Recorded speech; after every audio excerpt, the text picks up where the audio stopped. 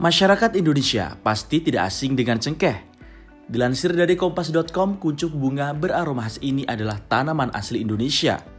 Dan Indonesia merupakan negara penghasil cengkeh terbanyak di dunia loh. Menurut data Food Agriculture Organization, produksi cengkeh di tanah air mencapai 133.604 ton pada tahun 2020. Cengkeh biasanya digunakan sebagai bumbu dalam hidangan seperti bumbu gulai dan lainnya. Dan yang bikin gak asing lagi dengan cengkeh, karena cengkeh juga salah satu bahan utama pembuatan rokok kretek khas Indonesia. Pohon cengkeh dapat tumbuh rata-rata setinggi 8 hingga 12 meter.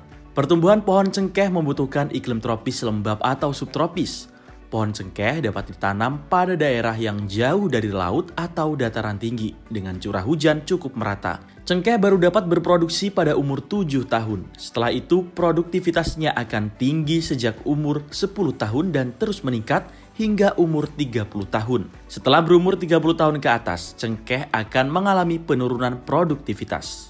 Lahan yang sesuai untuk perkebunan cengkeh berupa lereng perbukitan, lembah dengan drainase baik dan tepian sungai. Contohnya di Kecamatan Songgon, Kabupaten Banyuwangi, Provinsi Jawa Timur. Kecamatan ini berada di dataran tinggi, sehingga tanahnya gembur, melimpah sumber airnya dan sejuk udaranya. Di Songgon bukan hanya di wilayah perhutani yang sebagian besar ditanami pohon cengkeh. Di kebun hak milik pribadi warga juga banyak yang menanam. Panen cengkeh dilakukan saat bunga mencapai matang petik, yaitu saat kepala bunga sudah penuh tetapi belum membuka. Matang petik setiap tanaman tidak terjadi secara serempak. Cara pemanenan cengkeh berbeda sesuai dengan tinggi pohon. Jika pohonnya kecil dan baru belajar berbunga, cukup menggunakan tangga ataupun alat lain yang dapat menjangkau ranting pohon. Bahkan bisa dilakukan hanya dengan berdiri.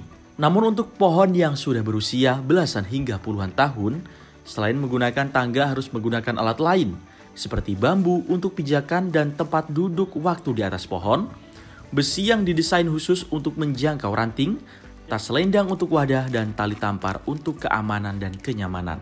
Setelah dipanen, proses selanjutnya adalah pemisahan cengkeh dari tangkainya.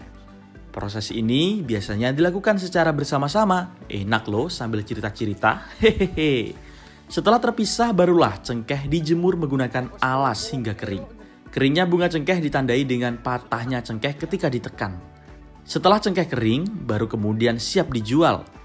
Namun ada juga yang menjual cengkeh ketika masih basah atau belum dijemur, tapi tentunya beda harganya. Nah, kalian tahu nggak?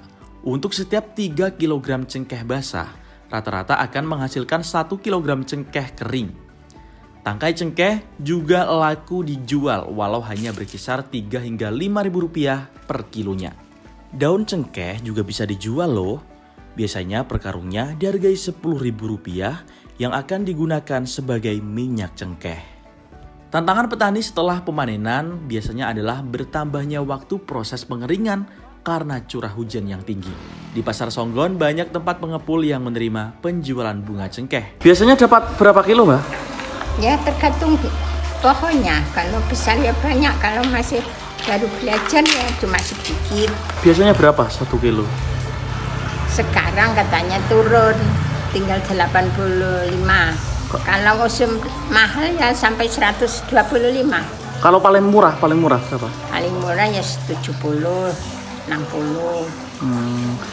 Kalau cengkehnya itu tua, 3 kilo biasanya 3 kilo urip, 1 kilo kering. Dari Banyuwangi, Jawa Timur, Ahmad Tafrihul Wildan, Aufi Jurnalism melaporkan.